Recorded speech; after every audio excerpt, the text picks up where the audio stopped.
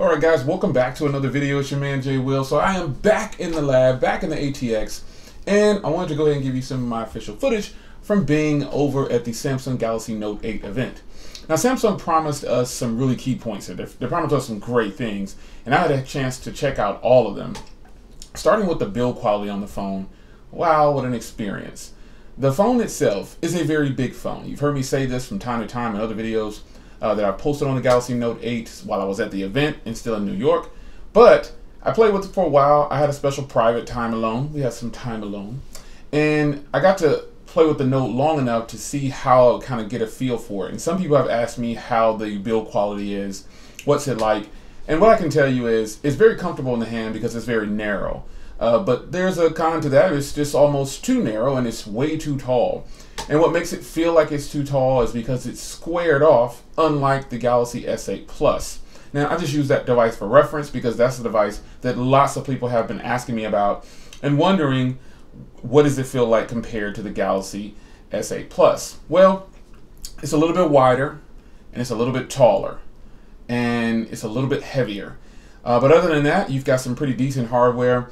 It does have that glass front and back. And, you know, it would have been nice to see a metal back or something different, but we knew that wasn't going to happen, so there was no special request for that. Now, moving on to a feature. I want to talk about a feature which is called, you can create two apps. You can put dual apps because it's a big screen.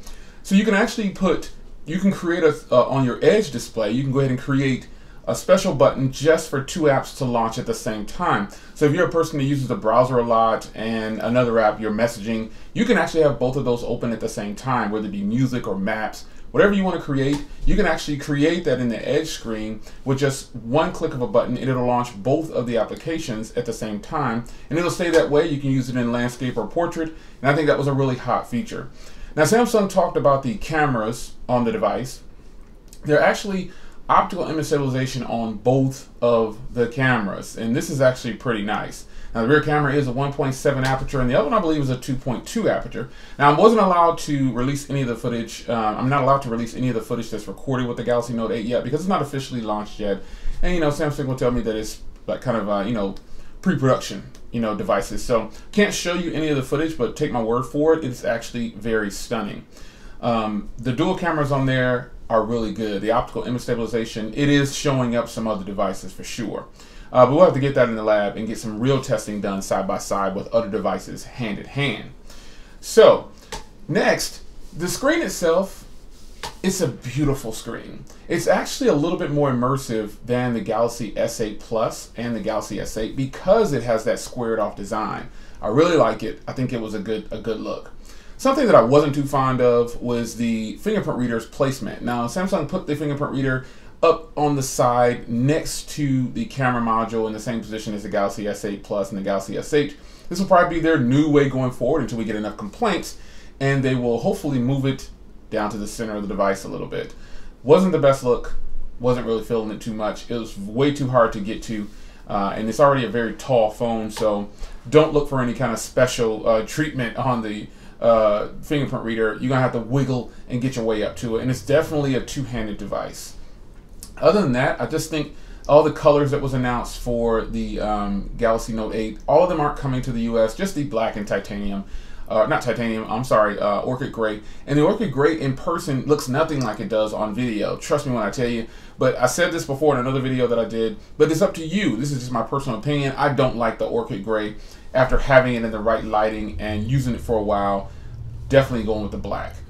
Because the blue and the gold are not available in the US yet. So hopefully that'll be something to be pleased about. Now I guess the highlight of the phone I should be talking about is the S Pen. Now the S Pen has some enhancements. You can now put 10 applications in the S Pen section there. And the S Pen itself has a great new feature. It's called Translate, pretty much. You can hover over different items and it'll change it to, you get an option to choose 2 languages. And so you can just put English and French, and if you want to see the currency, the language, the sentence, everything, it actually reads it out for you, and I thought that was pretty sweet.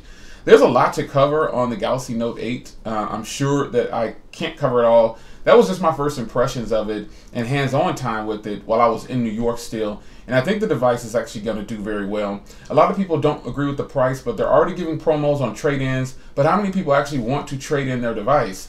How about we just get a discounted price? Samsung Galaxy Note 7 owners, previous owners that you have the Galaxy Note 7, you can get up to $450, in some places I think $480 off of the device. That makes it appealing, but you have to trade in a device. And most of the devices that do want you to trade in are good phones. You know, it's not something that you would want to give up, especially if you paid a lot of money for it. So I would suggest grabbing a pre-owned G4 offline and trading that in, because you can find a pre-owned G4, LG G4 I'm speaking of, for like $70, and they're still in working condition. Do your research and you can find that. But other than that, guys, I just wanted to touch bases again with you on the Galaxy Note 8. And my experience down at the Samsung event, it was fantastic. I got to talk to some of your favorite YouTubers and mine, and we chatted a little bit, and it was actually a fantastic experience. So until next time, it's your man Jay Will. So the Galaxy Note 8 is coming. Did you pre-order yours? September 15th is the official date of release. So I hope that you guys picked yours up and enjoy some coverage. Take care. What's up, guys? It's your man Jay Will. I'm out here at the Samsung event, and we are getting ready to go in, hopefully.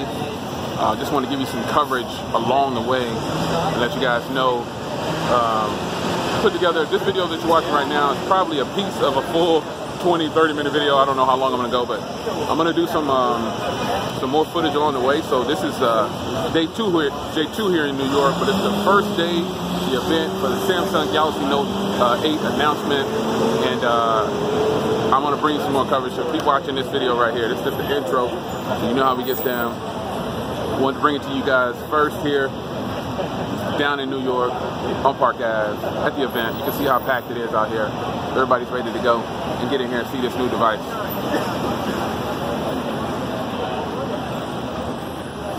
There he is. We're gonna bomb each other's videos probably the whole time. There's a lot of your favorite YouTubers out here, so I'm not chasing after them. I'm definitely hooked up with this guy right here, but hopefully I can hook up with TK and maybe hopefully I can run into Floss. I don't know. I'll see you guys in a little bit. Just keep watching.